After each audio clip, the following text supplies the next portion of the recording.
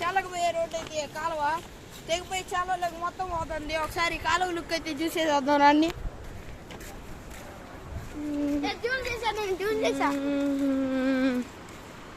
Road మొత్తం చేళ్ళుగా అసలు నీళ్ళే లేవు ఇంత ముందర.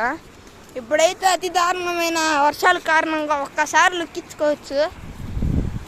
అసలుకి మొత్తం కాలువ అది బాగుండి ఇటు వచ్చేసింది. మొత్తం కాలువ అయితే తెగిపోయింది. ఇంకో ఈ జాయింట్ నుంచి ఆ జాయింట్ వరకు రోడ్డు అది మొత్తం ఇట్లా వెళ్ళిపోతూ ఉంటాయి మొత్తం రోడ్డు. అలాగైతే ఆ నీళ్ళు అడిపోకుండా ఇక్కడ తెగిపోయి ఇటు పోతుంది మొత్తం.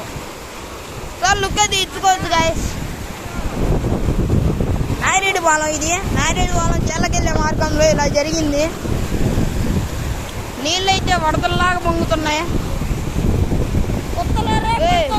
వెళ్ళిపోతూ నీ ఇష్టం తమ్ముడు.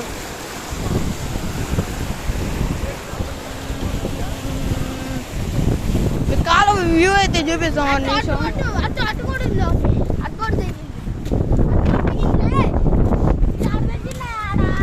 ఇంత ముందర భారీ వర్షం కారణంగా ఇప్పుడు నేను జూమ్ చేస్తా. అదిగో నేను జూమ్ చేసిన కాడ అట్ట అలా వెళ్ళిపోయినాయి అన్నమాట నీళ్లు. అటు నుంచి చేల్లోకి వెళ్ళిపోయినాయి ఇంత ముందర. దాన్ని కొంచెం బాగా చేశారు. ఇప్పుడేమో ఇది వేసిపోయింది. ఇప్పుడు ఈ వర్షాలు ఆగపోతే ఇది ఇంకా కంటిన్యూ చేసిద్ది. రైతులందరూ చాలా బాధపడతారు. ఒకసారి చూసుకోండి మీరు.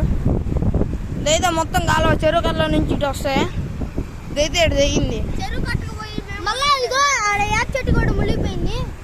అదిగో చెట్లు కూడా చాలా పడిపోయినాయి కాళ్ళ వల్ల. అదిగో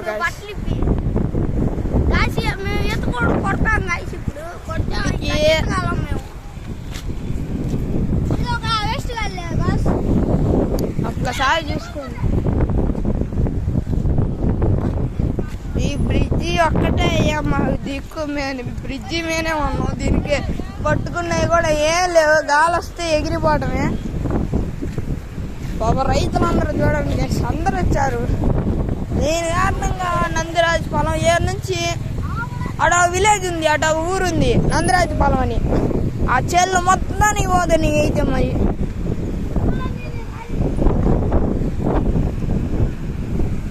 అలాగే అది మొత్తం జాయింట్ ఉండేది. ఆ మట్టి గట్లు మొత్తం వెళ్ళిపోయినాయి.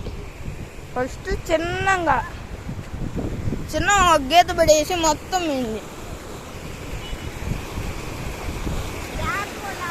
ఒక్కడు ముందలేసినా కానీ ఇంకా కట్టది ఇంకా బాయ్స్ ఇది ఎంతతో అయితే ఆగదు. ఇది ఇంకా తెగిపోతూనే ఉండి ఇక రోడ్డు దాకా వెళ్ళిపోయి ఊరు నాకు తెలిసి చేళ్ళు మొత్తం మునిగిపోయే అవకాశాలు చాలా ఉన్నాయి.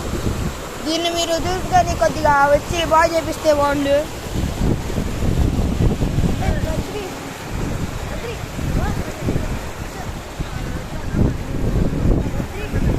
సో మీరైతే లుక్కించుకోవచ్చు. ఎందుకు ఇది మాకు మైండ్ బ్లోయింగ్.